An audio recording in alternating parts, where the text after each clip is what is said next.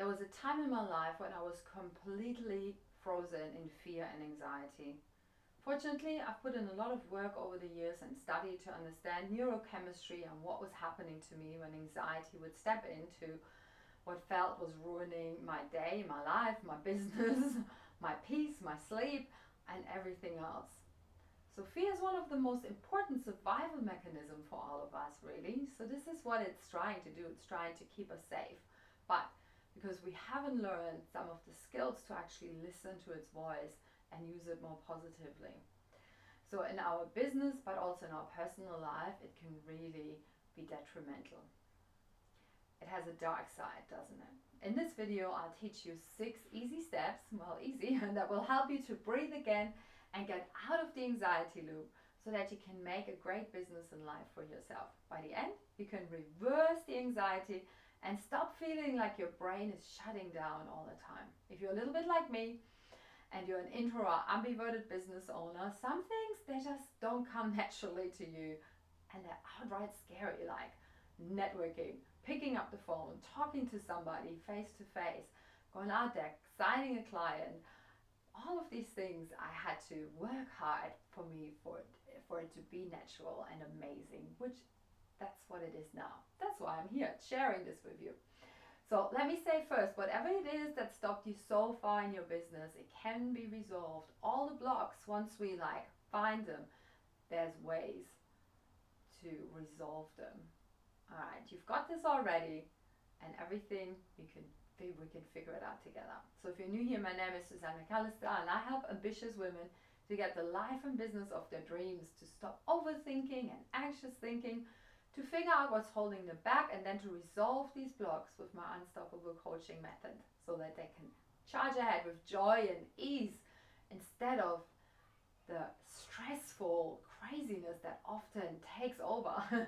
So it helps you to take action and the steps needed to grow your business, and then spend more time doing the things we really love to do, like spending time with your family, taking a dog for an hour walk, and sitting in the sun reading a book. So if you hear anything, by the way, we still have crazy storms in Australia at the minute. My house was underwater. I'm actually standing here and it's all good for now. But if you hear thunder and lightning, the dog is here because she's shaking. I tell you that. All right. There's so many things we can be scared of, like the floods, like the rain in Australia.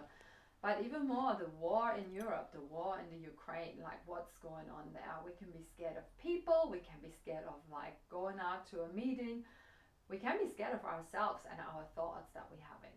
And most of the times when we're anxious, then we're actually in fight or flight. Our prefrontal cortex is just trying to keep us safe, and it keeps firing, which then we don't have any capacity to be really productive. I couldn't even drive a car. I would sit in the car park. I wouldn't go out. I'd be sitting there frozen. I wouldn't go out into a business meeting. And I had driving anxiety. I had social anxiety. I have written all these amazing books that you see in my background. I would have book launches. I only have my friends there. I would book a table at an expo. I only did that once. And I had my best friend helping me, and my daughter was 16 at the time. She was there. And then when people would approach the table, I would run away. I'd run to the toilet and I would hide. My heart would start beating. I would get sweaty. I would get so scared. And then my 16-year-old, she did all the talking and she did all the selling because she's amazing. And she was more convinced about me than I seemed to be at that. And I would compare myself to my 16-year-old, which is that's the thief of joy. And I was proud of her. So the fear is you in the future and worrying about something that hasn't happened, or fretting in the past and being there. You're rehearsing failure. And you're doing it over and over and over again. And where we want to get you to is we want to get you to be in an action-orientated state. That cures anxiety and fear. And I don't mean the mindless, crazy activities like I did. One of my defense mechanisms will be action, doing till I be exhausted. That's I'm not talking about this. I'm talking about amazing guided action. So because anything you repeat over and over, you will produce that. So If you catastrophize, we use this in cognitive behavioral therapy, where you see like everything is going to be bad. I'm going to this networking meeting, everybody is going to hate you. So we're making fear a habit. And we're making fear a habit in our society, right? Watching like horror movies, watching scary movies, going skydiving. It's like, yes, I want to be scared. If you say, like all the scary things that we produce, watching Game of Thrones, watching all the things when we're like scared. So most of the time, but we have no guarantee that the things we fear is actually going to happen until it is. Then you have a plan. This is what I work with my client on, so that we have the plan and the system, so there's nothing to fear. We're like there, and if we don't have a plan, I teach them the tools to work it out, how to make this plan and the steps. So first of all, don't compare yourself. Accept your cognitive distortions. They're just trying to keep you safe. And the things that you're trying to say to yourself, you can change that thinking around as well. You can say, I'm not good enough yet to get this client until I find a way to sign up this client, right? So here are your 6 steps to change the habitual patterns of anxiety and fear in your body and in your life. So first of all, we look at fear from the observer point of view. Eckhart Tolle, he writes about this. And we also use this in acceptance and commitment therapy. It's like we diffuse and we distinguish the person like this. So we're looking at, like, instead of saying, I'm scared, I'm anxious, I am this, we actually diffuse this and we change it around and we say, I have an anxious thought about going into this meeting. Do you see the difference? Like, you're creating space. I have an anxious thought about this war that's going on. I have an anxious thought if the living room is going to come up again with the water, which is like, I am anxious, I am depressed, I am this. There's no part to maneuver, and there's a part of you that will always be okay. There's a part of you that knows the answer, the subconscious part, and I work with that. Number 2 is to deal with the physical aspect of fear, so to move, to dance, and to consciously control your neurochemistry. Even fake smiling will change your neurochemistry. So the physical aspect of this. Number 3 is stay in the moment and breathe with mindfulness and meditation. I actually have a link there where you can try one of my meditations. You're breathing with your diaphragm. That's so profound. So this is why meditation works. It's a physical hook to consciously take charge of your physiology.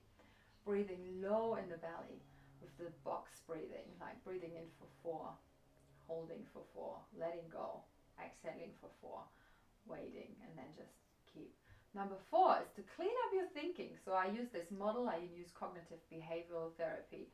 I teach how you're asking yourself, what better thought can I pick that is more helpful?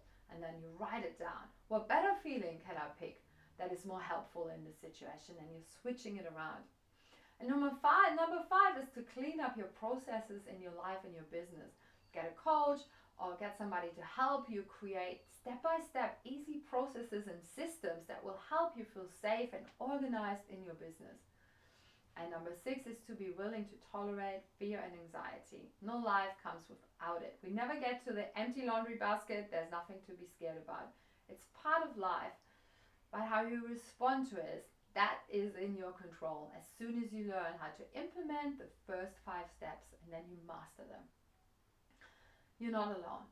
But anxiety, when we bring it back, it's just a mental event, isn't it? It's a mental event. I would actually love to hear about this. Do you believe that anxiety is just a mental event?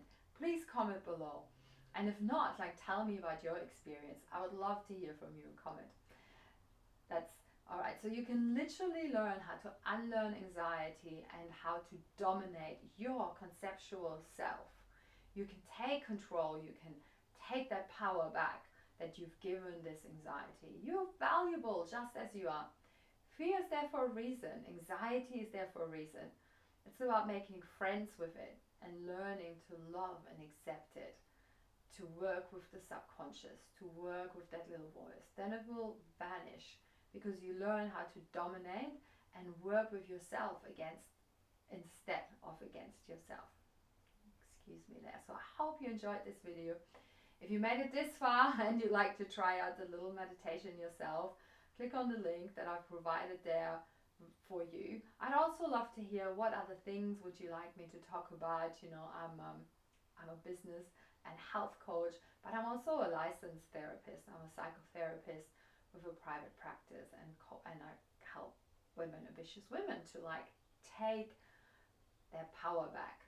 So I help them to empower themselves in the business, and I teach the tools with this. The weather is still okay here. I can tell you this. My dog is sitting there. She's actually relaxed. And yeah, we've got more wild weather to come. We were without electricity, and as soon as it was up, it's like, oh, I really need to teach this, because I was teaching this yesterday, and we were talking about it in the group, and it was such a deep and profound learning in there. All right. And the meditation is really to change your mindset, and they've actually done a lot of research on this. So yeah, let me know what you think. I'd love you to subscribe, and I'd love you to leave the comments. So what do you think that anxiety and fear is just a mental event? I'll see you next week with more tips and tricks how to bring your life and business forward. Thank you so much.